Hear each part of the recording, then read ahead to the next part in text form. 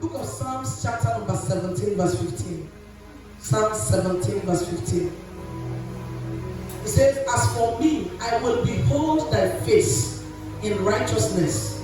I shall be satisfied when I awake with thy likeness. I will behold thy face in righteousness.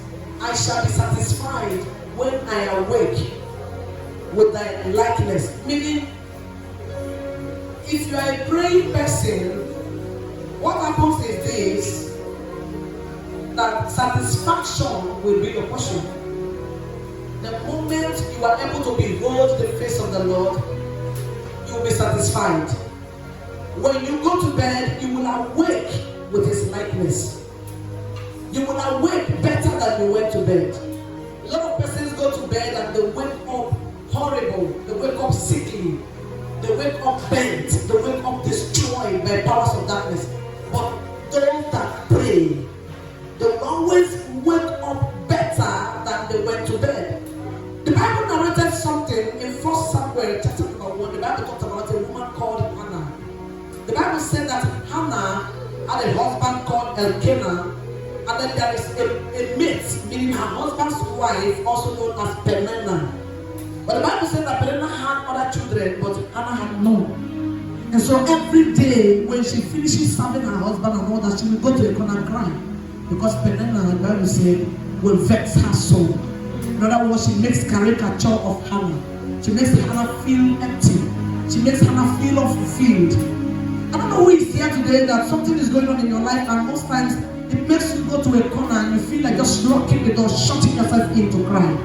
You feel like closing the door to just cry without letting anybody talk to you because of what you're going through. And most times it may be a mockery from people. It may be an insult from that your neighbor, an insult from those your family members who feel you are not qualified.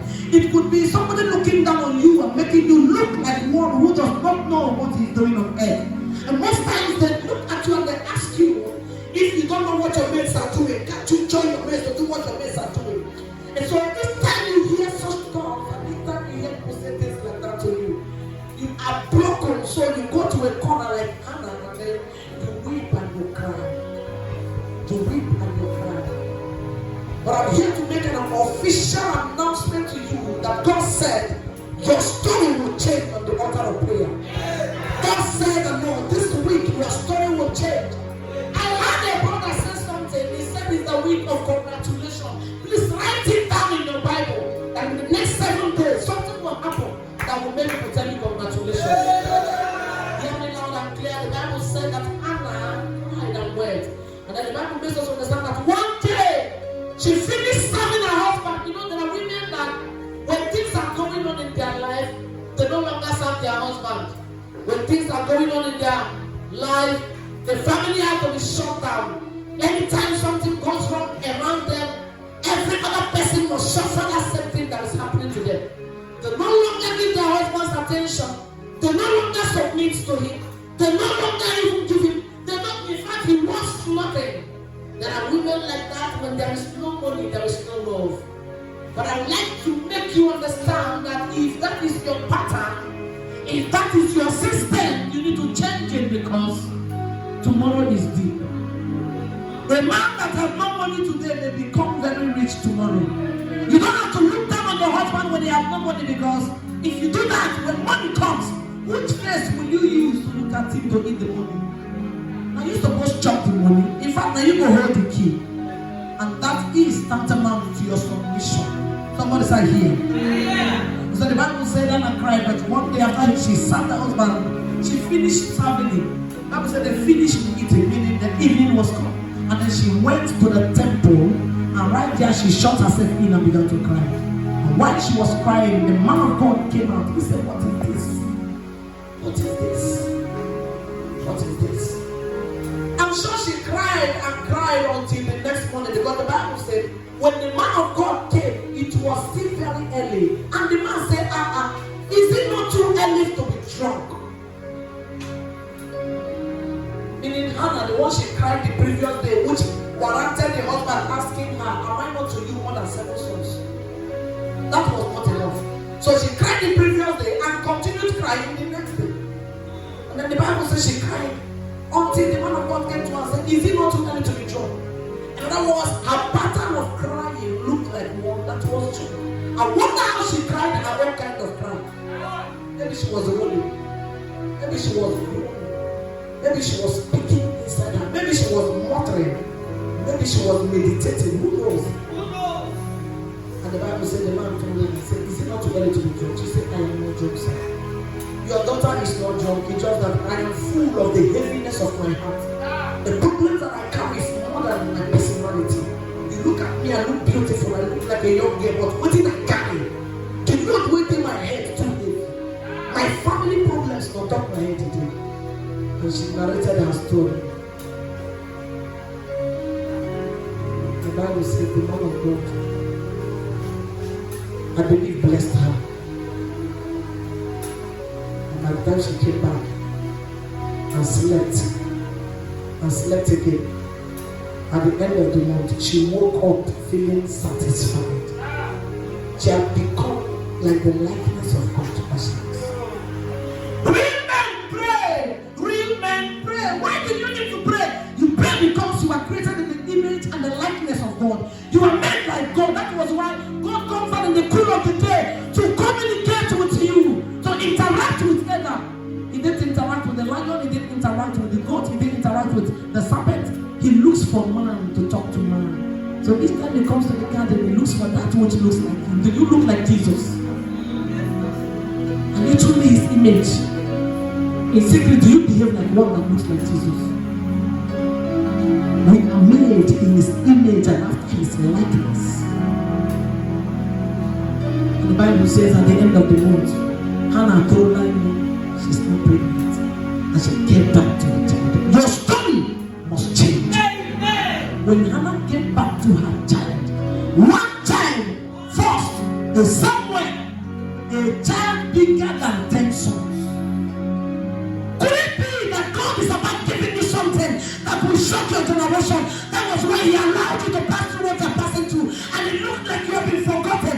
Most times when people see you, they ask you what is wrong with you. This was not the way you used to be. Just tell them I am a project in process. Because God is working something through you. And it's going to mature. Don't write yourself off before the time matures. Something is spoken in the realm of the spirit. If you're not patient, you will not be able to wait. Just wait. Wait a little bit. Wait a little bit. It's cooking. Something God is working for you. The world may look down on you and insult you, and then there will be disregard when you, because of what is happening around you and in your family. It looks like you've been ostracized. You had a dream. The kind of family you wanted. The kind of life you want to live. The kind of person you want to be. But now, by reason of all that have been happening over the years, you now look like a shadow of yourself. So when you see people, you don't even have the voice anymore to tell them Jesus loves you. Because you feel ashamed sometimes, so you want to hide yourself. If I tell them that Jesus loves them, they will look at me and they will say, where is the evidence? Because the world we live in looks out for evidence. But I'm here to speak to someone that is hearing the sound of my voice. Evidence will follow you this week.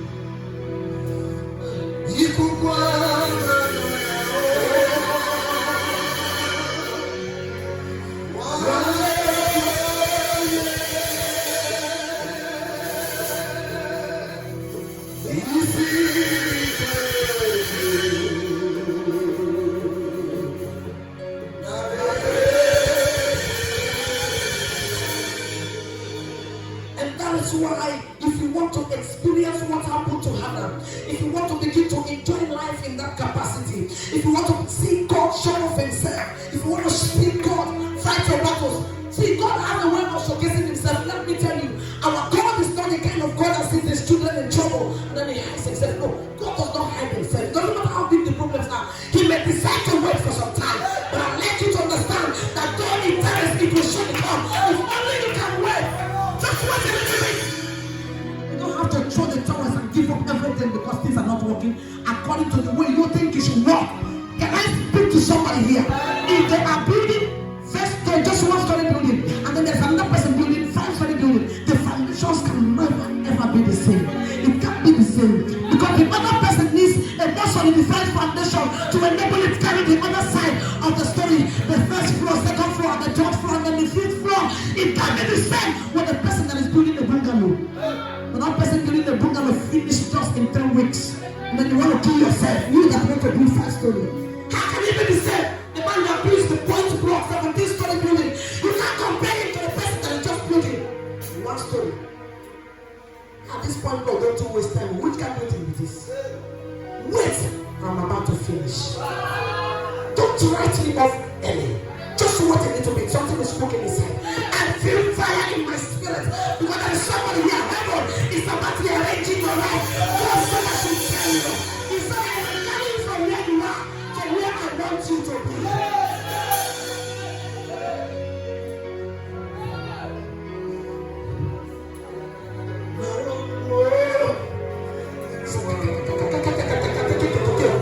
There is somebody here. Something is happening to your family. God has entered your house. God has entered your business. God has entered your ministry. God has entered your marriage. God has entered your paper. God has entered your hospital. I see God everywhere. I see God everywhere.